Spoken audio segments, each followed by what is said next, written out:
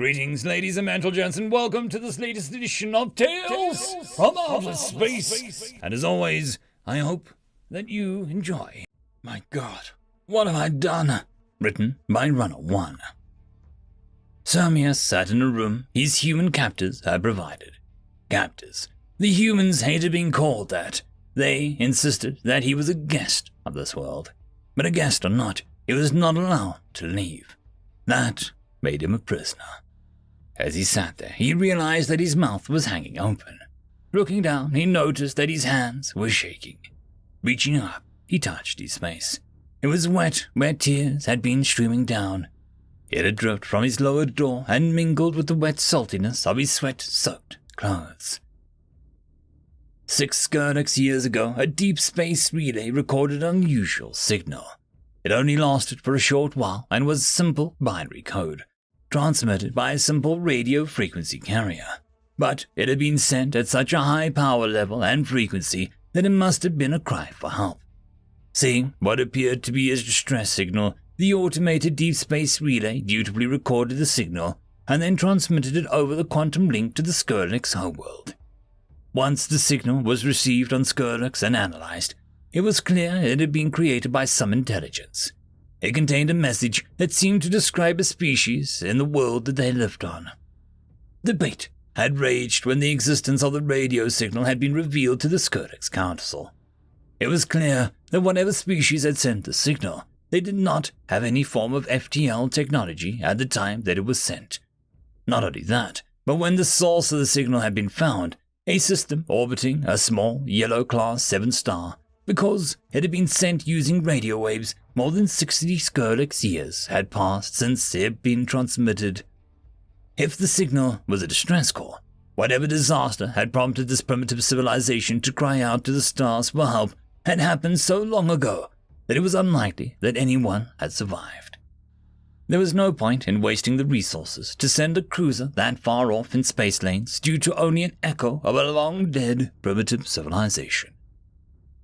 Finally, a compromise had been reached between the Political Council and the Science Council. A single one-man ship would be sent. The pilot would assess the situation and determine if sending a full contact team was necessary.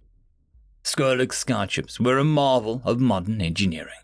They contained some of the most advanced engines, computer systems, life support, and communication systems in the galaxy. They could cross light years of distance with travel times that would make any passenger or cargo ship pilot green with envy. They had camouflage and stealth capabilities that could match any military attack craft. When Sermius arrived in the system that had been the source of the signal, he was surprised to find that not only was the system not dead, they seemed to be evidence of active spacefaring civilization on one of the planets.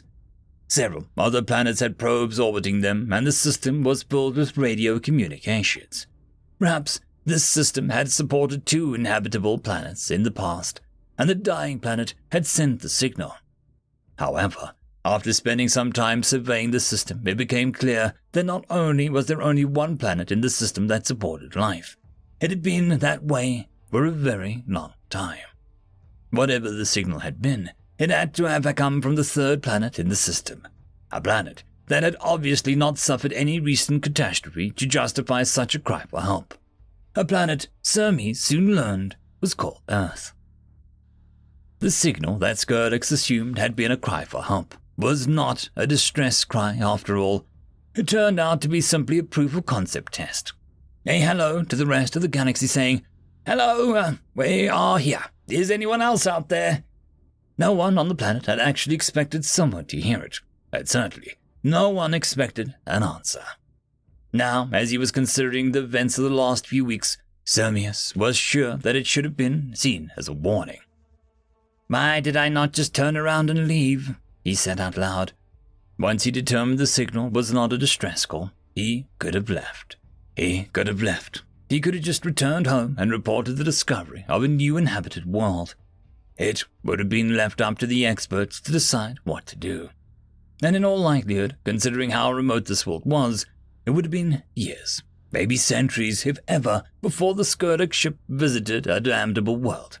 But no, he had to be a hero, he had to be a wise guy, and now, There was teams trained in such a situation, but it wasn't against the rules for a ship commander to contact an alien intelligence, if that intelligence had initiated the first contact. And technically, the humans had initiated first contact with their broadcast. On a whim, he parked his ship in orbit over one of the most powerful nation-states on the planet and broadcast the standard first contact response message on all human frequencies and in every communications protocol that his ship's computer had identified. Watching the pandemonium on the human broadcast afterwards, he quickly realized that he had made a horrible mistake. He was surprised to see a large number of calls for an immediate attack on him, which he had nervously laughed off. "Why didn't I leave then?" he said out loud as he considered what he had done. But no, he had to be a hero. Soon the pandemonium had subsided, and the message had been broadcast of an Earth leader inviting him to land in order to be treated as a guest of the people of Earth. He landed in an empty lot near a large building in an Earth city called New York, a building, he was told, represented all nations of Earth. At first, he was treated like royalty. He was given the keys to the city, whatever that meant, treated to parties, speaking appearances, and interviews, all broadcasts to the whole planet. He had also been given the finest suite at a large hotel just west of the United Nations building. It wasn't until his third day on this world that he'd begun to suspect that something was amiss. As he returned to his hotel room near the United Nations building by a motorcycle late one afternoon, he noticed that his ship was no longer parked in an empty lot just south of the building. In a panic, he asked what had happened to his ship. His questions all fell on deaf ears. It had now been 8 days. The public appearances abruptly stopped, and he had not been allowed to leave the hotel. Air Force generals had come to his room and told him that his ship had been taken to a secret facility for examination. He assured Sermius that it would not be damaged, and once their inspections were complete, he would be allowed to leave. Sermius knew what that meant. The humans wanted the secret to FTL travel. There was no doubt in his mind that that was what had happened. He should have seen it coming. One of the first questions put to him on his arrival had been rather pointed inquiry into how the Skrillex were able to travel faster than light. He, of course, had made it clear that it was not up to him to disseminate advanced technology. That would be up to the Skrillex Council to decide once he returned home and made his report. He should have realized that the humans were not satisfied with that answer. Now it was clear that they intended to take FTL, as well as any other technology they could, whether he wanted to give it or not. So he sat and waited. Eventually becoming bored, he had rather resorted to watching human TV. Soon he discovered something called the History Channel, and then something called History on Demand. He watched videos about human history, and as he watched he realized that the beauty and peaceful appearance of this world had beguiled him was little more than a facade. This was a bloody, violent species. It was a world of war and bloodshed. He had become fascinated by human warfare. He watched documentaries about the 100-Year War, the 7 Years' War, the American Revolution, the Napoleonic Wars, the War of 1812, the American Civil War, World War I, World War II, the Korean War, the Vietnam War, the Gulf War. Then he had watched a video called Trinity and Beyond. Nuclear and thermonuclear weapons, these peoples had unleashed the power of creation upon their own kind. As he watched, he wept as he realized the magnitude of his error. The bloody and violent people had been held in check only by their lack of way to leave their homeworld. Now, they were studying his ship. He had no doubt that they would be able to duplicate some of its technology. Not all, but enough. They had handed him the keys to the city. Now he, through his ignorance and hubris, had handed these humans the keys to the galaxy. "My God, what have I done?"